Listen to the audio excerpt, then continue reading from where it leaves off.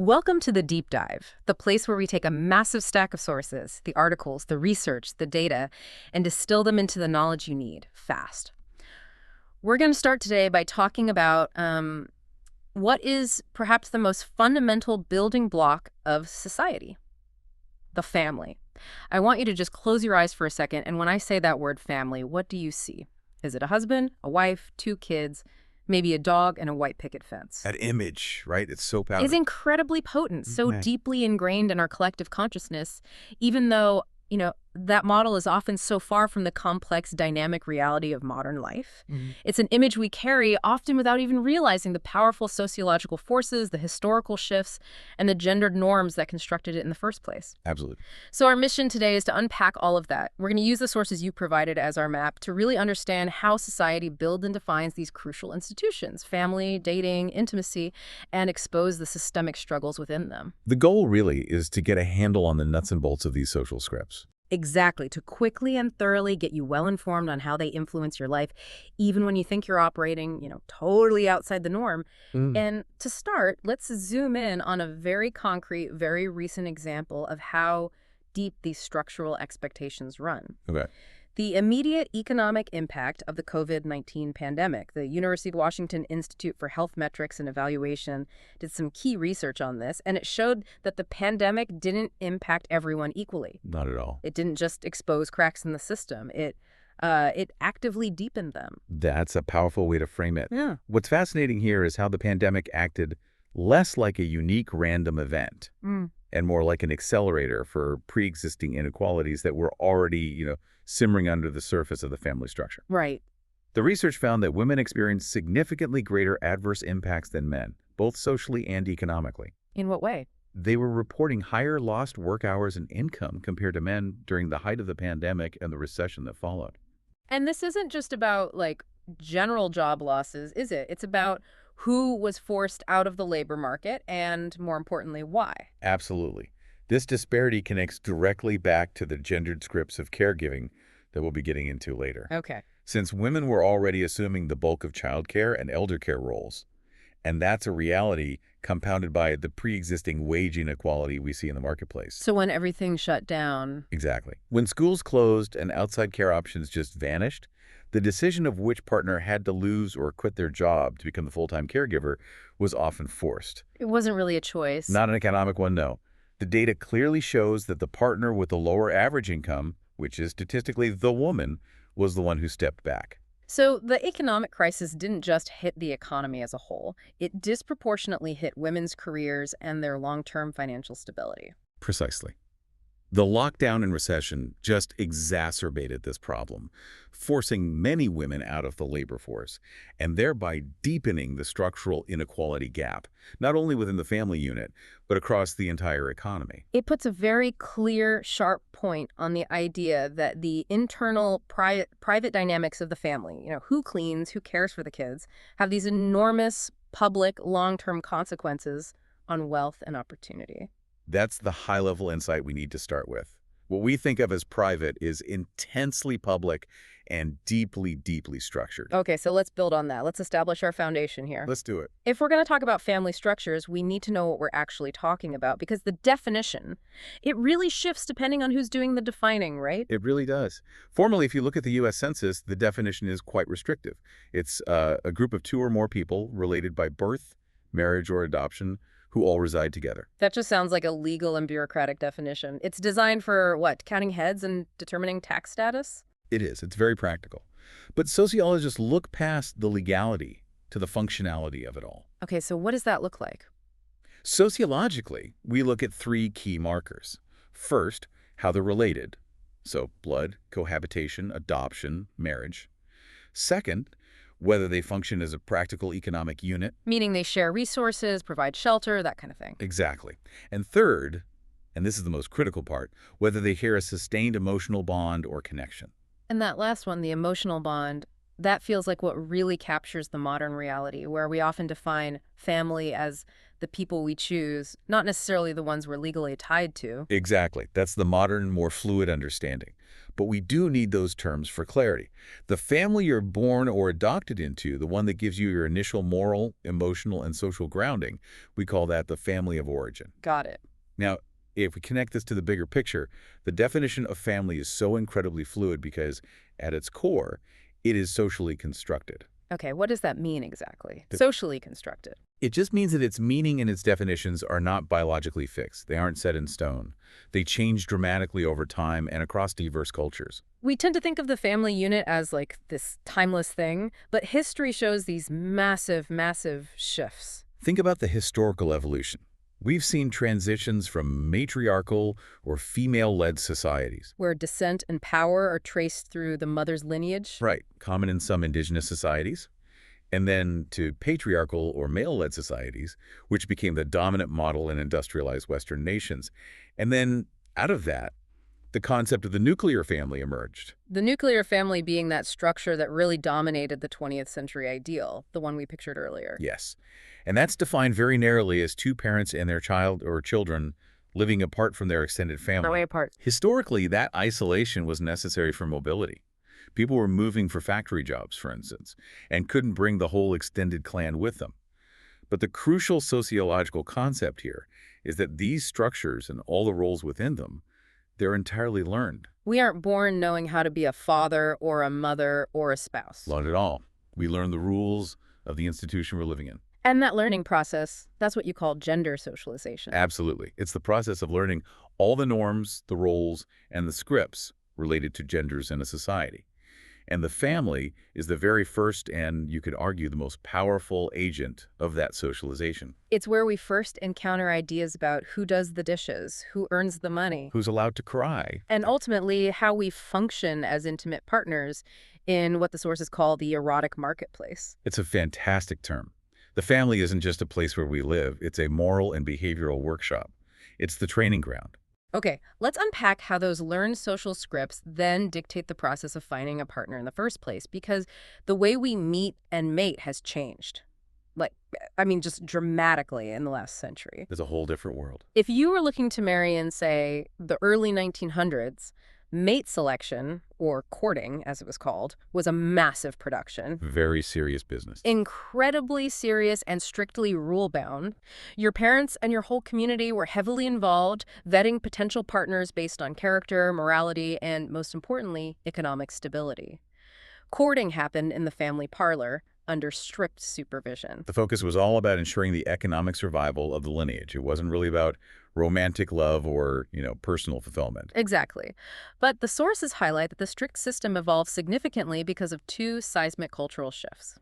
First, the Industrial Revolution shifted focus from farming and shared property to factory and office work. Right, which made love, rather than pure necessity, a prerequisite for a long-term relationship. And second, the widespread use of the automobile. The car gave young people privacy and the freedom to escape parental oversight. This mobility directly led to the rise of dating. And dating, whether it's couple-based, group-based, or now entirely online, is inherently more casual. It's focused on that personal, emotional connection rather than a public economic arrangement. So as we engage in this modern search, we're constantly filtering and sorting through partners using a process called assortative mating. This is the subconscious or sometimes conscious process of filtering candidates, sorting them into yes or no categories, and eventually choosing a mate who is, in some key ways, more like us. And assortative mating has always had these deep social aspects, touching on shared culture, ethnicity, religion, and socioeconomic status. We tend to marry people who live in the same neighborhood or go to the same church. Right. But what's become an increasingly powerful factor in union formations in the United States is education level. The sources show a very, very strong trend of individuals with similar educational backgrounds forming partnerships. What's fascinating here is the economic ripple effect of that trend.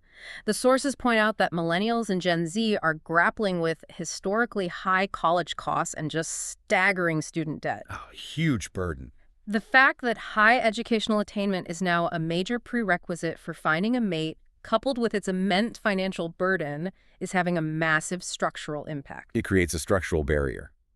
The high cost of entry into that educated class, the ideal mate pool, is likely to both decrease the overall likelihood of marriage and significantly increase the average age at first marriage for these younger generations. It's a financial necessity. It becomes one, yeah. When you factor in the debt, delaying marriage becomes a financial necessity, not just a personal preference. Yeah. That's a powerful example of how economic systems define our personal relationships. Let's move into the digital space, because for so many people now, the erotic marketplace is completely defined by online dating. Apps like Occupid, Tinder, Hinge, they've normalized finding a partner through an algorithm. Yet this space is highly gendered, especially when it comes to safety and the user experience. The sources show a clear, measurable disparity here. Many women and non-binary individuals report not just mild annoyance, but actively receiving unwanted, sexually explicit photos. And they carry a profound, constant fear of assault when meeting strangers they met online. The numbers on that are pretty stark. They are. Women are twice as likely to express concern about physical and emotional risks in dating compared to men. I think we sometimes forget how the burden of risk management just fundamentally changes the experience of dating for women. That gendered fear influences everything: how they filter, who they agree to meet, where they meet. It creates an unseen tax on their participation. But what's really fascinating here is how intersectionality plays out in this marketplace, especially around race and transphobia. How so? Online dating preferences often expose deeply internalized racism and systemic stereotypes. For example, the sources note the prevalence of comments like, "I'm just not into insert racial identity," a refusal that stems from long-term, idealized beauty standards that favor whiteness. And you don't commonly see those same exclusionary rules applied to white people, which immediately tells you this isn't just random preference, it's systemic bias acting on a personal level. Exactly. It points directly to a history of over-sexualization and eroticization of women of color in media and culture, reducing complex human beings to fetishized stereotypes. And the same thing happens with transphobia.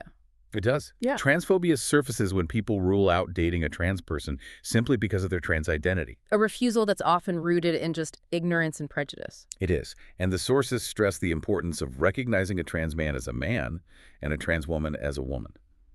The more society broadly accepts this fundamental identity, the safer and more inclusive the dating world and society will be. Yep. While there may be confusion for cisgender people about their own sexuality if they find themselves attracted to a trans person, the core sociological point remains.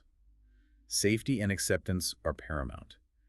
The very existence of apps designed specifically for LGBTQIA+ people like her, Lex, and Grindr highlights the persistent failure of traditional platforms to provide safe, accepting spaces. It's because LGBTQIA+ people are at a much higher risk of harassment and hate.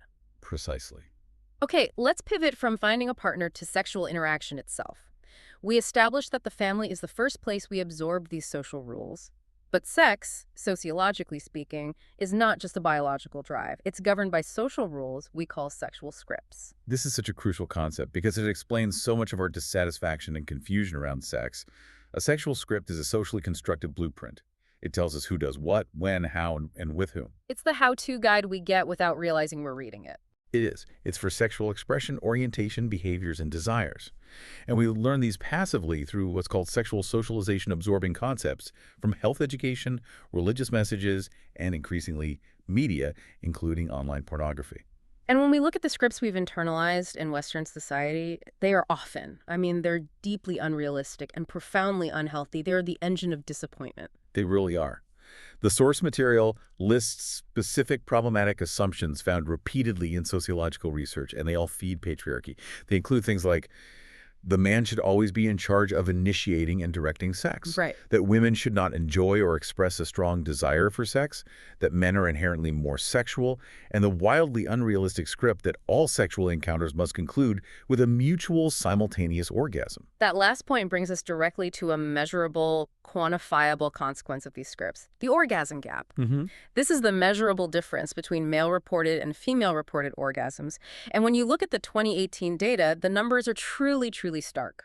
Based on that 2018 data from the National Survey of Sexual Health and Behavior, 91% of men reported an orgasm at their most recent sexual event. 91%. Okay. Now contrast that with women. Only 64% reported an orgasm at their most recent sexual event. Wow. That is a staggering 27 percentage point gap. That difference, that 27%, is the quantifiable, measurable cost of gendered sexual socialization. It's the cost of the patriarchal script right there in the So numbers. it's undeniable. And when you look closer at the data broken down by sexual identity, the discrepancy screams social script even louder. Gay men reported 89% and lesbian women reported 86%. So nearly parity. Very Very nearly. close. But bisexual women were at 66% and heterosexual women were the lowest at 65%. The fact that gay men and lesbian women are so close and that lesbian women are so much higher than heterosexual women, it suggests that when the heteronormative script is removed and the focus shifts away from traditional gender roles and expectations, The playing field for pleasure evens out considerably. it's definitive proof that this is a social problem, not a biological one. Exactly. So what's driving the huge gap for heterosexual women? It connects right back to that double standard and the problematic scripts we absorbed as children. Women are socialized to desire sex, but not appear too willing. Right. The good girl script. The good girl script. More importantly, they're culturally trained to be subordinate and expected to fulfill the desires of their partners with minimal focus on their own pleasure. The core issue is that the scripts insist men are not trained to focus on pleasing their female partners. Women are trained to focus on pleasing men.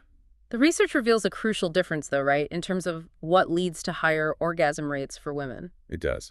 Women who orgasm more often in intimate relations generally receive more oral sex, have longer sexual sessions, and are more satisfied overall. And crucially, they speak up about what they want and include more elements of intimacy, like kissing and manual stimulation. So it's about communication and equality, not biology. At the end of the day, yes. This gendered policing of female sexuality continues into what's known as hookup culture sexual relations outside of a relationship, which is often studied intensely on college campuses. And hookup culture is significantly gendered, perpetuating the exact same double standard.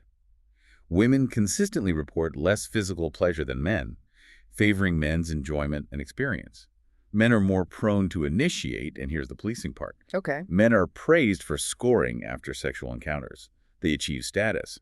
While women are often criticized and labeled negatively by their peers in society, they receive social costs for the exact same behavior that men are rewarded for. It's a classic double bind. If women refuse advances, they risk being labeled a prude or a bitch for saying no. But if they consent and enjoy themselves, they risk being labeled negatively for being too easy. This confusion and repression, where women feel men control the narrative around sex, feeds directly into the larger problem of rape culture. And rape culture is not an accident. It's an environment where sexual violence is so prevalent that it becomes normalized and excused in media, popular culture, and often in the law. How is it perpetuated? Through misogynistic language, the objectification of women, and the glamorization of sexual violence.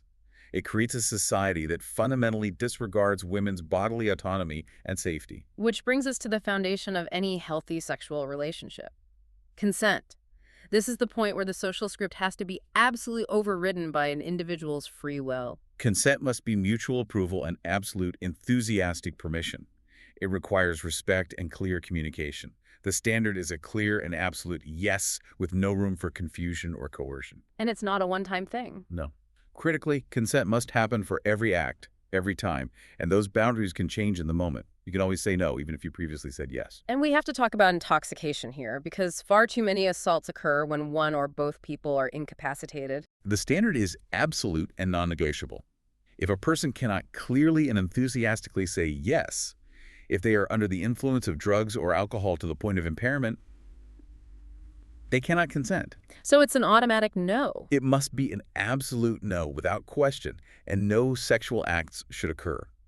Consent is the foundational right for each individual to choose what happens to their body, when it happens, and where it happens. Any structure that undermines that is deeply, deeply problematic. Okay, let's pull back now and revisit that idealized image you first mentioned: the husband, the wife, and the two children. The nuclear ideal. This structure served as the potent social and political ideal for most of the 20th century. However, the reality of the U.S. family today is, well, it's far different from this narrative. The statistics just instantly deconstruct this idea of the normal family. And this is where the sources offer a serious reality check. So give us the actual numbers. Currently, less than 65% of children in the U.S. live in a household that contains both married biological parents. Less than 2/3. Less than 2/3.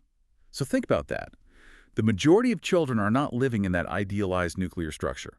A further 26% of children live in single-parent households, with 21% being mother-led and 5% father-led.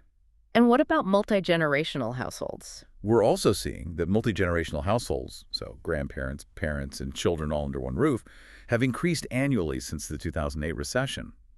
The social construct of the nuclear family is simply not the reality for the majority of families anymore. So if the nuclear family isn't the reality, why does that image, that heteronormative, cis nuclear family, continue to dominate the political, social, and often the religious narrative? For that, we have to look back to the post-World War II era, the 1950s. The concept of the nuclear family was really solidified then, driven by post-war prosperity, the massive baby boom, and a thriving economy that, for a select group of mostly white middle-class Americans, matched that leave-it-to-beaver breadwinner homemaker model. But the sources make a compelling argument that this 1950s ideal was actually a historical aberration. It was a blip, not the long-term norm in U.S. history. Precisely. It was a perfect cultural photograph taken during a very short economic boom.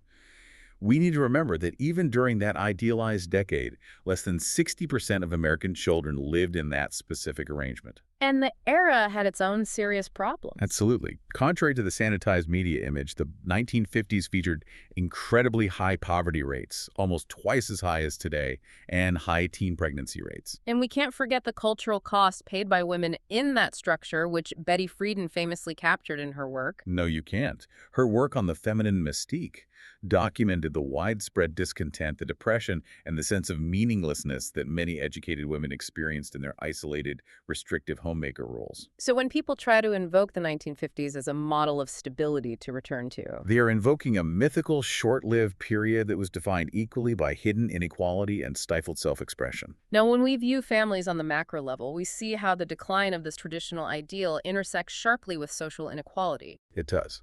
Single-parent households, which make up over a quarter of families, are often financially unstable, just due to the reliance on a single income. And the data shows that BIPOC and Latinx populations comprise a disproportionately higher percentage of these single-parent households. And this creates a structural cycle of inequality that is incredibly difficult to break. Absolutely. Because single parents are more likely to live in segregated, lower-income areas, have lower education levels, and less access to quality resources like healthcare and childcare, the family structure itself perpetuates existing racial and economic inequalities. And that deeply affects generational wealth transfer and life opportunities for their children. Deeply. Okay, let's focus more closely on single parents. Given that mother-led single-parent homes account for 21% of children, single mothers are overwhelmingly the focus of sociological and policy research. And they face immense compound financial struggles. First, the lack of a second income is a huge burden. But second, this struggle is significantly exacerbated by the persistent gender wage gap, which ensures women's average lower income compared to men. They're forced to stretch less money further. Exactly. And on top of that, they also report much higher rates of stress, anxiety, and task overload from juggling parenting, work, and household management completely alone. It's a perpetual cycle of resource scarcity and exhaustion. And what about single fathers? They only lead about 5% of single-parent homes. That lower percentage, coupled with the fact that single fathers, due to generally higher incomes influenced by the gendered structure of work, often fall into middle-class income categories. It means they're studied less. It means research often lacks a detailed perspective on their specific struggles. We know single fathers exist and face unique challenges, but they tend to be less financially vulnerable than single mothers, and that creates a disparity in necessary research and policy attention. Beyond the simple nuclear or single-parent structures, families today are complex patchworks. We have blended families and extended families. Stepfamilies are very common. About 9% of children in two-parent homes live with a biological or adoptive parent and a step-parent. And the majority of those are with a stepfather, right? A large majority, yes. About 70% of those children live with their biological mother and a stepfather. This ratio is important because it again confirms that when relationships dissolve, women still assume the bulk of primary parenting responsibility in U.S. society. And the reliance on extended family is a significant safety net for many. It is. We see 4% of children living with a guardian, who is neither a biological nor an adoptive parent, and 54% of those children live with their grandparents. Wow. That statistic about grandparents stepping in as primary caregivers is critical, especially when it results from serious parental issues like opioid addiction, incarceration, or abandonment, which render the biological parent incapable of care. So the extended family unit often steps in to prevent these children from entering the foster care system. That's often exactly what's happening. Finally, we need to address queering family structures. These are arrangements that intentionally stray from traditional heteronormative norms and demonstrate that commitment and stability aren't limited by gender or the number of partners. The sources show that approximately 10.7 million adults, or about 4.3% of the U.S. adult population, identify as LGBTQIA+ sens. We know that 31% of same-sex couples are raising children, which is slightly less than opposite-sex couples, but still a large and significant number. Then what does the research say about the quality and the effectiveness of these relationships? The research consistently shows that relationship quality in LGBTQIA+ relationships is comparable to heterosexual relationships. The same variables, communication, commitment, shared values, predict stability and satisfaction. And for parenting. Crucially, same-sex parents are as effective as opposite-sex parents. The core function of providing love and structure is completely unrelated to the parent's gender or sexual orientation. I remember this striking finding about children of lesbian couples. Yes, children of the lesbian couples were shown to have slightly lower rates of behavioral problems and higher rates of self-esteem than those raised in opposite-sex households. Why is that? Well, the theory is that parents who choose to adopt or have children, despite systemic hurdles, are often highly intentional, communicative, and deeply committed to providing a stable environment. But these individuals and families experience unique stressors, right? I mean, this isn't a completely level playing field yet. Absolutely not. They experience what sociologists call minority stress. And this stress is not innate to the relationship itself. It results from internalized heterosexism and constant external discrimination. So it's coming from the outside in. It is. Yeah. Think about having to navigate constant judgment and rejection from their families of origin, employment systems that don't offer equal benefits, and faith communities that may exclude them. That external hostility has to be exhausting and takes a real physical toll. It does. This unique stress negatively affects relationship quality, leading to measurably higher rates of mental and physical health issues compared to their straight and cisgender peers. They are stressed by the world's reaction to their family, not by the family itself. And this queering of family extends beyond the traditional two-person couple model. It does. It covers arrangements like polyamorous relationships, which are 3 or more committed partners who define their relationship as consensual and ethical, Okay. or multi-parent families, for example, 2 women partners raising children with a platonic biological father, and even platonic partnering, where friends decide to cohabitate and co-parent without any romantic involvement. These families demonstrate a powerful, self-determined freedom in constructing a family life that is tailor-made for those involved. Exactly. They reject the notion that 2 romantic partners is the only functional arrangement. We've established that family is a complex, evolving, and often fraught institution. So now let's pull out the sociologist's toolkit. The 3 major theoretical perspectives: functionalism, conflict theory, and symbolic interactionism, to analyze why the family operates the way it does. Right. Let's start with structural functionalism, which views society like a giant biological body with different organs working together to maintain overall societal stability and order. In the functionalist view, the family is the heart of that body. It performs essential macro-level functions that no other institution can easily replace. So what are those essential functions? I want to make sure we tie the academic concepts to the real-world utility here. We can list 4 critical functions. First is primary socialization. The family is the first place we teach children the language, the basic attitudes, values, and norms they need to function. If the family fails at this, society struggles. Makes sense. Second, providing emotional and practical support. This includes the fundamentals: food, shelter, comfort, unconditional love. Third, regulating sexual activity and ensuring reproduction, which is vital to ensure infants receive adequate care and to maintain the population. And the 4th function? Providing social identity. Children are born into their parents' social class, race, and religion. This identity, which they inherit, impacts their entire trajectory and their life opportunities: where they go to school, what doctors they see, what kind of wealth they can accumulate. So functionalism provides a sense of order, but historically functionalists were very, very rigid about what a healthy family looked like. They were, particularly in the 1950s.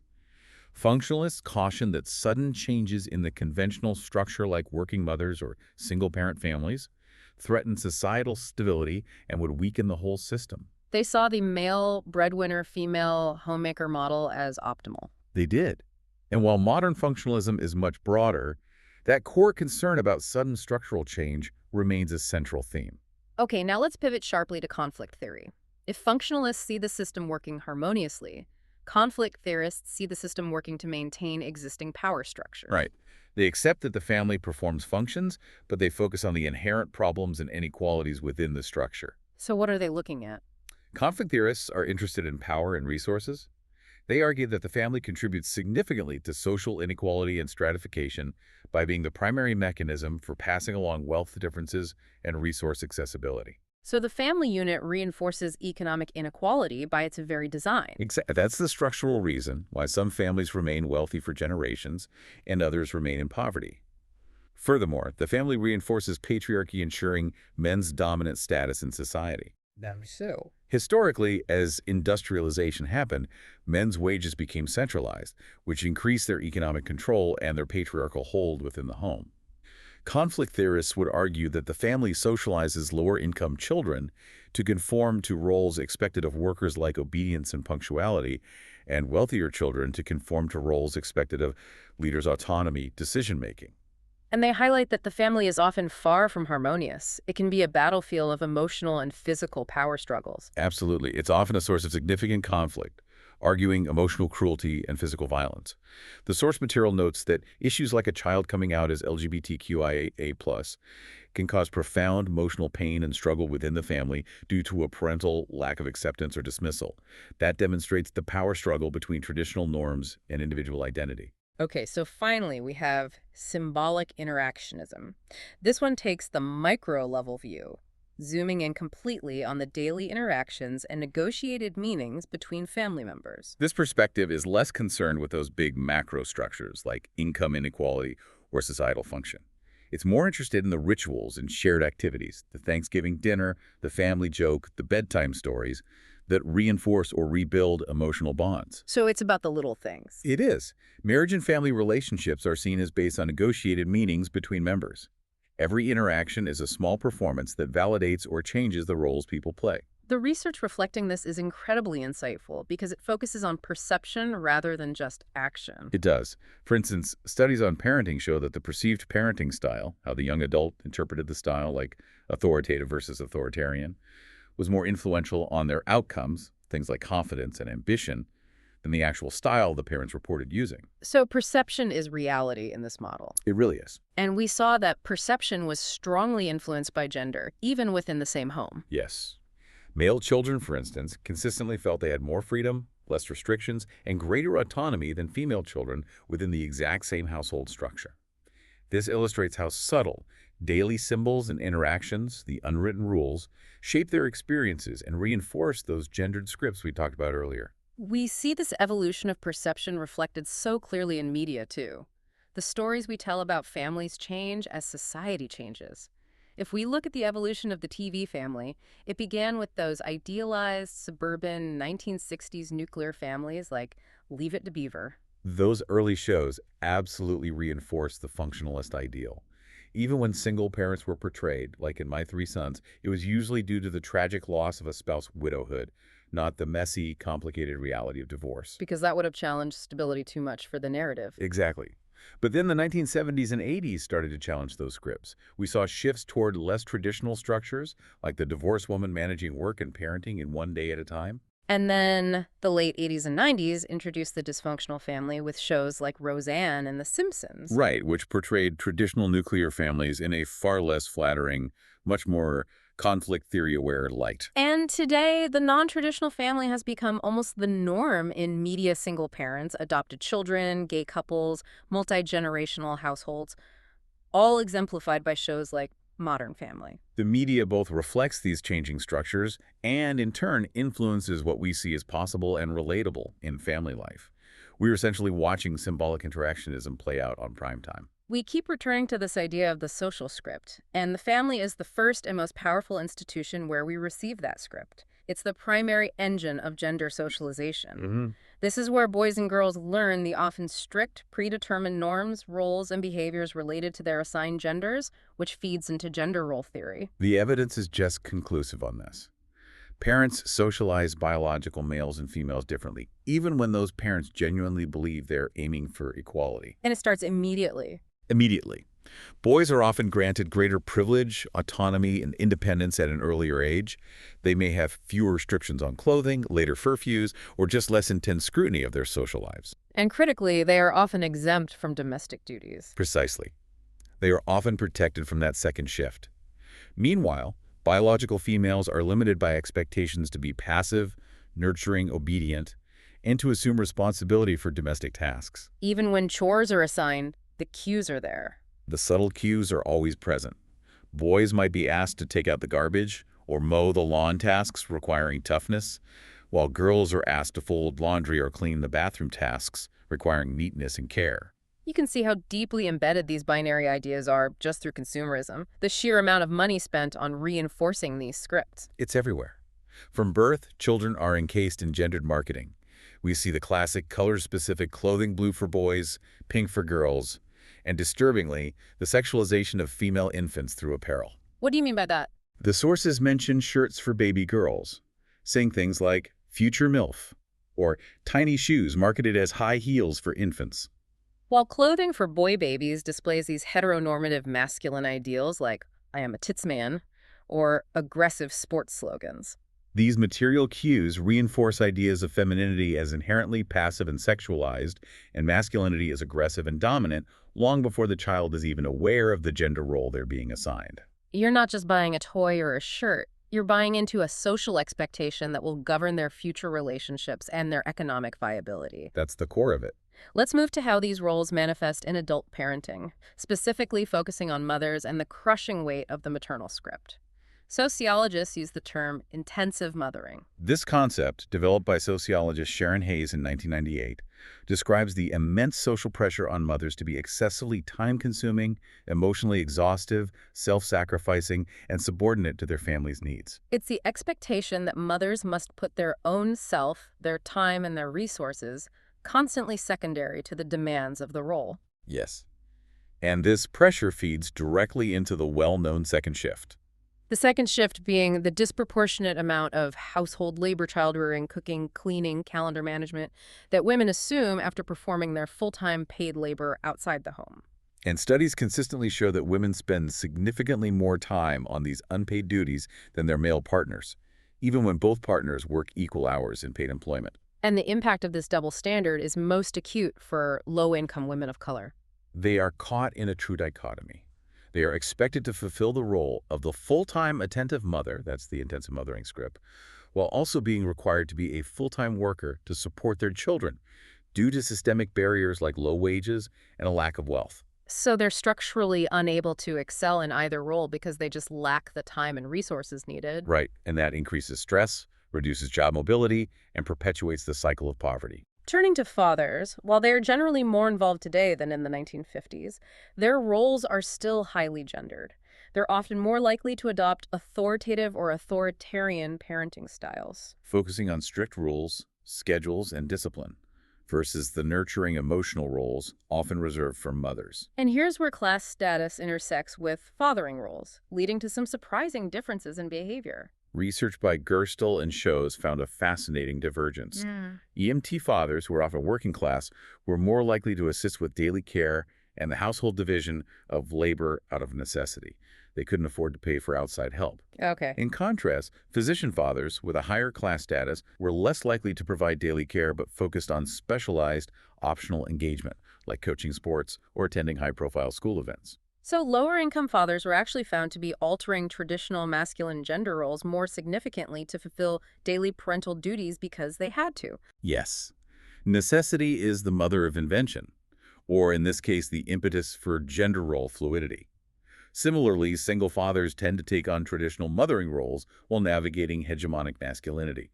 They often view the required nurturing and caregiving as just their job, a way to justify performing non-traditional caring labor. We also need to explicitly debunk a persistent and damaging stereotype about fathers of color, which is often used as a political tool. Absolutely. The myth of the absentee father of color, which is frequently perpetuated in media and politics, is largely inaccurate and harmful. What does the research show? Roberta Coles' extensive research found that while mothers of color are statistically more likely to be unwed, many fathers of color are actively and centrally involved through visitation, cohabitation, caretaking, and financial support. So the narrative is wrong. The political narrative that suggests a fundamental failure of family structure is just not supported by the data. Many fathers of color want to be involved and are active parents. Finally, let's bring it back to LGBTQIA plus parenting, where we have decades of scientific research that consistently needs to be held up against social stigma and political prejudice. Charlotte Patterson's research is definitive here. It soundly refutes all the common myths. The concerns that children raised by same-sex parents will have gender identity disruptions, or become gay or lesbian, or experience behavioral or mental health problems. There's no data to support any of that. None. Not supported by any quantifiable data. The core finding is simple yet profound. It is. The quality of family relationships, stability, communication, resources, love, is the single most important predictor of healthy child development, regardless of the parent's sexual orientation or gender identity. And the outcomes are good. Children of lesbian and gay parents are no more likely to experience negative outcomes than those raised by heterosexual parents. In some studies, children of lesbian parents were found to be more tolerant and resilient. But trans parents face unique challenges that cisgender parents don't, even if the outcomes for their children are positive. They do. Trans parents, especially trans men during pregnancy, deal with immense stigma, a critical lack of supportive and gender-affirming prenatal care, and social responses that can be dangerous or hostile. And yet, Research shows that the familial outcomes are similar to cisgender families. The children are cared for, loved, educated, and well-adjusted. Again, the struggles these families face are external, stemming from discrimination and cissexism, not from the quality of the parenting itself. we must now turn our attention to the most difficult and pervasive challenge facing families and intimate relationships: violence and abuse. Sexual violence, including date rape and marital rape, is fundamentally not about sex. It is about dominance and control, and it is perpetuated by patriarchy and the pervasive presence of rape culture. And the numbers on sexual assault and rape are notoriously difficult to determine because of massive underreporting, but the data we do have from organizations like RAINN is staggering. How staggering. Annually, there are 463,634 victims of rape and sexual assault in the U.S. While women report higher percentages of assaults, it is critical to remember that 1 in 10 rape victims is male, and transgender, genderqueer, and gender nonconforming individuals are at a significantly higher risk. And the problem is compounded by societal norms that blame the victim rather than the perpetrator. This is how rape culture is maintained. Exactly. It's maintained by dismissing assaults with toxic narratives, saying it wasn't legitimate rape because the perpetrator didn't finish, claiming it was a victim's fault because of what they wore or drank. Or demanding that the victim should have fought back harder. Right. These norms teach young girls and women to constantly anticipate and minimize discomfort and advances, which acts as a major barrier to reporting. It leaves survivors with a lack of trust in authority and an assumption they just won't be believed. And that lack of trust shows up in the numbers. The fact that only 36% of rapes were reported to the police between 1992 and 2000 shows the depth of this trust issue. What about the role of media, specifically the consumption of online pornography and video games? Sociological research links the consumption of explicit video games and online pornography, which is historically made by men and for men, to increased sexual violence and harassment. Why? What's the connection? It occurs because they often reinforce and normalize norms of dominance, aggression, and the objectification of women. They create a blueprint, a perverse script for aggressive sexual behavior. And we must note the disproportionate rates of sexual violence within the LGBTQIA+ community. Yes. Bisexual women, for example, have almost double the lifetime rates of sexual violence compared to heterosexual women, and almost half of trans individuals are sexually assaulted at some point in their lifetime. What's driving that? It's attributed to compounding factors: poverty, stigma, marginalization, hate-motivated violence, and high rates of intimate partner violence within the community itself, which is fueled by external stress and a lack of resources. Let's shift focus to intimate partner violence, or IPV. That's defined as violence occurring between intimate partners, including married, unmarried, cohabitating, and same-sex couples. IPV is a massive social problem that impacts millions. It's estimated that 1 in 5 women experience some form of IPV in their lifetime, compared to 1 in 7 men. And it's not just physical. No, IPV is comprehensive. It includes physical and sexual violence, threats, stalking, emotional abuse, and increasingly technological violence, like cyber aggression and tracking. And what's crucial to understand is that it often escalates. It rarely starts with a punch. It often starts as emotional abuse and control, and then escalates to other forms over time. And there are significant victimization disparities based on race and identity here, too. Yes, Native American and Alaskan Native women have the highest rates of IPV. Black women also face disproportionately high rates compared to white women. Bisexual women report even higher rates, 61% lifetime IPV experience. And transgender individuals. Transgender individuals are 1.7 times more likely to experience IPV than cisgender individuals. These groups often face compounded vulnerability due to systemic marginalization and difficulty accessing social safety nets. Why are these crimes so difficult to report to the authorities? The data provides clear reasons for non-reporting, and they often boil down to shame or loyalty. For women, the top reasons cited were considered a private matter at 22% and, shockingly, to protect the abuser at 14%, often out of fear or economic dependence. And for men? For men, the highest reason cited by far was considered a private matter at 39%.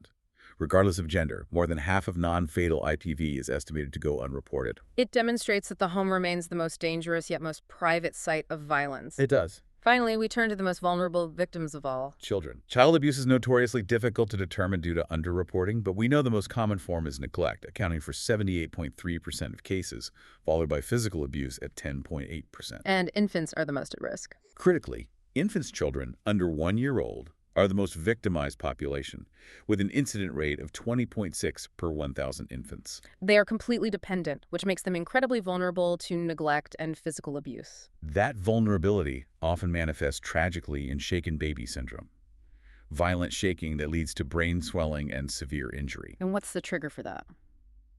The number one trigger for this type of abuse is a parent's extreme frustration over a baby's incessant crying, which is often exacerbated by external stress factors like unemployment, poverty, or a lack of social support.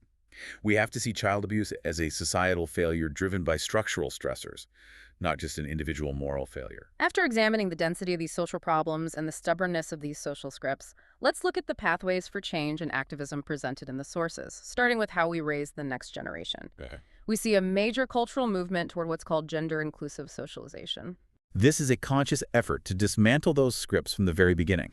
It involves intentionally moving toward less gendered spaces, avoiding color-specific clothing, rejecting toy stereotyping, and allowing children the freedom to decide their own gender and identity without the pressure of an assigned box. The goal is just to reduce the pressure to fit a predefined mold. Exactly. And that naturally fosters a more egalitarian and less discriminatory society. Next, policy gaps, specifically concerning family leave, are huge, glaring areas for structural social change, especially in the U.S. The U.S. remains a profound global outlier. The Family and Medical Leave Act of 1993 only provides unpaid leave for 12 weeks. In 2021, only 23% of private industry employees had access to paid family leave. And that access is mostly concentrated in bigger companies with higher income jobs. Right. This policy vacuum directly reinforces the second shift and gender inequality. Contrast that staggering reality with international examples like Sweden. Sweden is the gold standard for structural support. They offer 480 subsidized days off work for newborns, and that paid leave is shared between mothers and fathers. And the results of that policy are astounding. They are. Nearly 90% of Swedish fathers use their paternity leave, averaging 7 weeks per birth. This policy structurally supports and normalizes the idea that fathering is accepted as a real fatherly thing to do. It fundamentally combats the gendered scripts of parenting we just discussed. That's a huge culture shift enabled by law. It makes parenting a shared public responsibility, not just a private female burden. Exactly. When the government provides paid, subsidized leave, it sends a clear signal that both parents are equally vital. However, despite the clear disparity and the fact that a majority of Americans support paid leave, There's a political hurdle. there is. The sources note that older and more conservative populations are less supportive, especially regarding government funding for social programs, creating a persistent political hurdle despite broad public approval. Finally, we need to address family equity for LGBTQIA+ individuals. Even with marriage equality being the law of the land, significant legal hurdles persist, particularly regarding adoption and full legal recognition for diverse family types. For example, polyamorous couples face challenges obtaining recognition for all partners in legal marriages. This prevents them from accessing crucial benefits like spousal health insurance for everyone in the family unit. And even for recognized same-sex couples, there are still layers of discrimination. Yes. The numerous legal steps often required to solidify adoption and parental rights, such as securing a second-parent adoption even after marriage, demonstrate that legal barriers are still pervasive. And that can be dangerous. It can. That lack of recognition, for instance, by medical staff during an emergency, means that discrimination and legal hurdles remain the root cause of stress for these families, rather than the identity itself. Advocating for family equity means addressing these legal hurdles so that all family structures, no matter how they are formed, have the full support and protection of the law. From adoption to end-of-life decisions. Exactly. If we can name the problem, if we know the script, we can start fighting it. Today, we have undertaken a truly expansive deep dive. We've moved from the economic fallout of the COVID-19 pandemic and the history of family construction through the micro-level realities of dating, the quantifiable truth of the orgasm gap, and the toxicity of sexual scripts. We deconstructed the myth of the 1950s nuclear family and confronted the systemic nature of violence and inequality in relationships. We've seen that the family is not a passive structure. It is constantly being constructed and reconstructed through social scripts and economic pressure. Knowledge of these forces is the critical tool for advocacy, helping us push for acceptance and reduce these deep-seated social problems. So we noted that the patriarchal breadwinner homemaker nuclear family of the 1950s was really just a short-lived historical aberration. Given the increasing reality and visibility of non-traditional arrangements today, single parents, extended families, cohabiting partners, queer family structures, what new idealization of family are we constructing in the 21st century? That's the big question. And looking ahead 50 years, will future sociologists look back on our current norms, our reliance on dating apps, our acceptance of polyamory, our fight for paid leave, and label them the next historical blip? What definitions, particularly regarding legal protection and resource allocation, must change now to genuinely support the reality of all families, not just the idealized photograph? That's certainly something to keep in mind as we navigate these constantly changing social institutions and scripts. Thank you for joining us for this deep dive.